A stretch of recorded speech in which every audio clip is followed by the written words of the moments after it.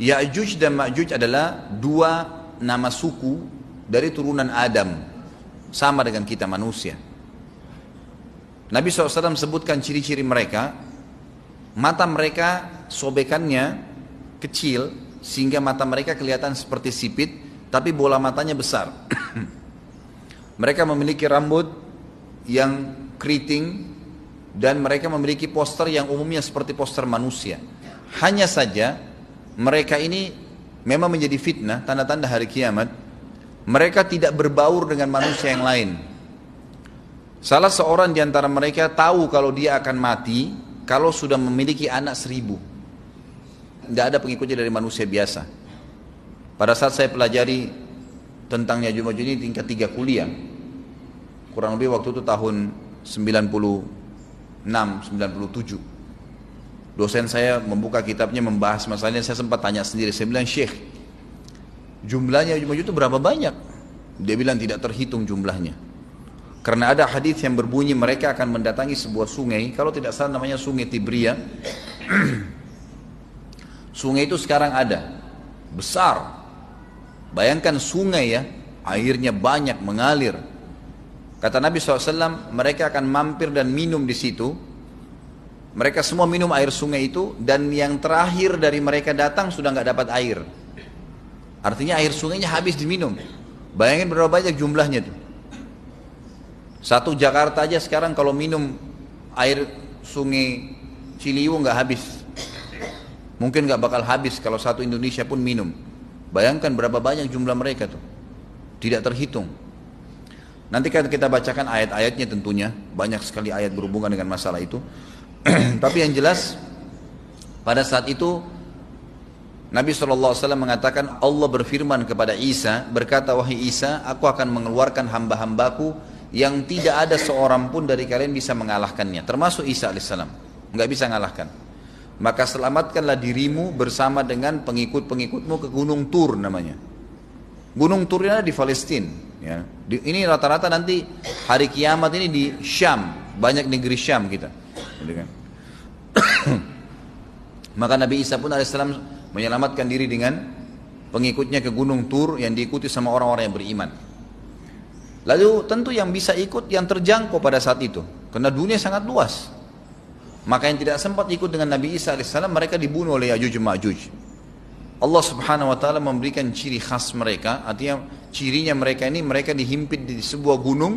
Di surah Al-Kahfi dijelaskan oleh Dzulkarnain. Dzulkarnain khilaf antara ahli sejarah mengatakan dia nabi atau dia orang saleh. Tapi Allahu alam, saya cenderung dengan pendapat yang mengatakan dia adalah seorang nabi. Karena Allah SWT angkat ceritanya dalam Al-Quran. Dan Allah berikan dia banyak mukjizat. Di antaranya mukjizatnya adalah menahan Ya'juj Ma'juj waktu itu ingin membuat kerusakan. Di zamannya dia dulu. Jadi memang Ya'juj Ma'juj ini ciri khasnya, kata Nabi SAW, mereka memakan apa saja. Batu. Kalau hewan-hewan itu kalah jengking sama ular. Binatang-binatang buas, harimau, mereka makan semua. Jadi bukan seperti manusia normalnya.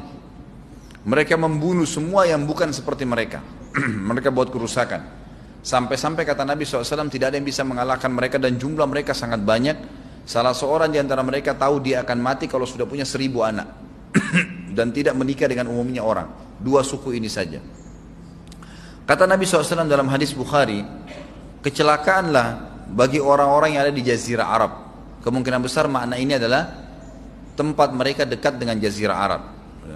Sebagian ada satu syekh dari Mesir. Sekarang ada bukunya sama saya dan sudah terjemahan bahasa Indonesia, judulnya Ya'juj Ma'juj.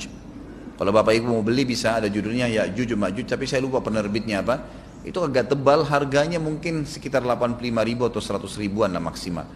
Itu khusus, dan beliau adakan penelitian, saya baca dan memang sangat konkret dan ilmiah.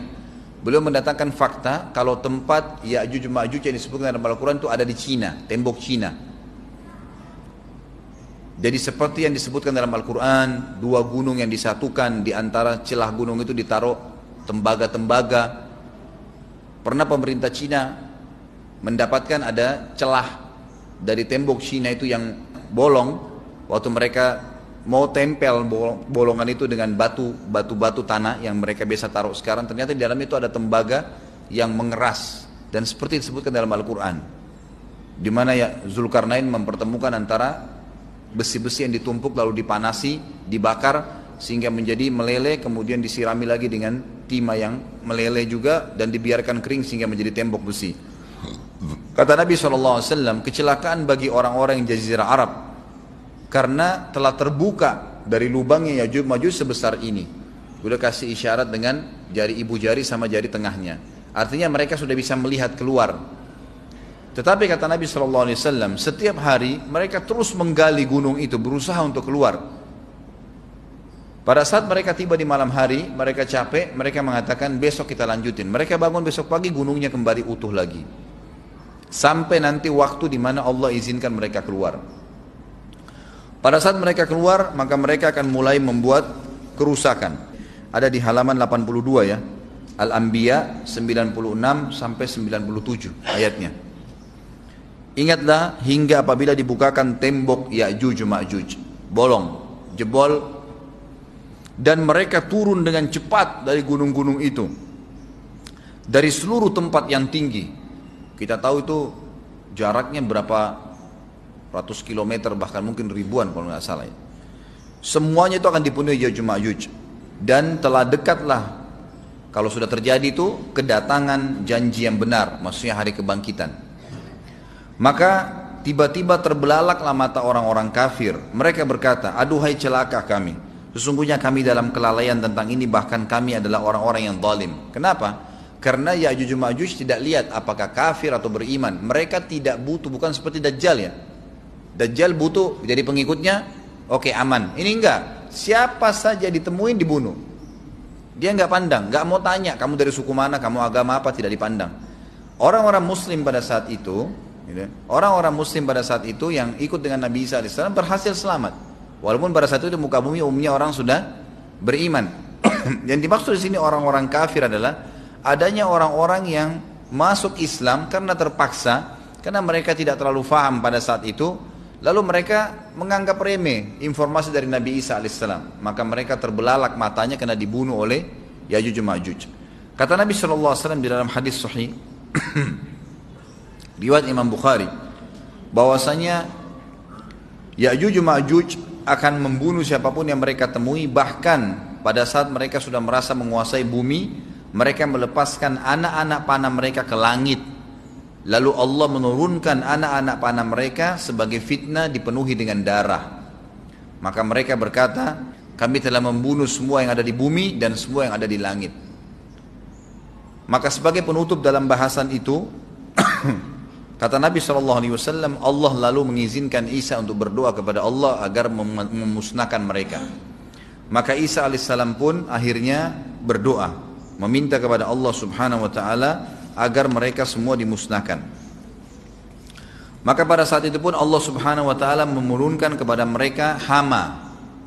Sebagian hadis menyebutkan serangga kecil seperti cacing, banyak sekali yang menimpa tubuh-tubuh mereka. Setiap orang satu. Dan itu membuat mereka mati. Membuat mereka mati. Dan mereka mati seketika semuanya. Jadi secara bersamaan semuanya meninggal. Allahu a'lam waktu itu berapa ratus juta jumlah orang Ya'juj Ma'juj pada saat itu, tapi semuanya akan mati. Dan seluruh muka bumi dipenuhi dengan jasad mereka. Setelah itu Nabi Isa AS pun berdoa kepada Allah Subhanahu Wa Taala agar menghilangkan jasad-jasad mereka yang baunya sudah luar biasa waktu saat itu disebutkan dalam hadis. Maka Allah Subhanahu Wa Taala mengabulkan dan mengutus dari arah barat burung-burung yang lehernya panjang dan pelatuk mulutnya besar, yang memegang setiap jasad Ya'juj diambil, diangkat, setiap orang satu burung. Bayangkan berapa banyak miliaran burung pada saat itu. Kita nggak tahu bagaimana, Allahu a'lam, tapi ini wahyu, penyampaian informasi yang pasti. Diambil, kemudian jasad-jasad mereka dilempar ke lautan. Lalu Allah SWT turunkan hujan. Pada saat turun hujan, maka hujan tersebut membersihkan semua bekas-bekas mereka, kotoran mereka, darahnya segala bersih. Maka bumi kembali subur lagi. Tapi tidak disebutkan berhubungan dengan masalah ini berapa lamakah kejadian tersebut terjadi. Kemudian setelah itu Isa AS memimpin lagi di muka bumi sampai beliau meninggal. Setelah Isa AS meninggal, kembali lagi sebagian besar manusia berbuat kekufuran. Kembali manusia berbuat kekufuran. Mereka kembali lalai, nggak ada lagi pemimpinnya karena terlalu banyak orang pada saat itu, maka ada yang kufur lagi.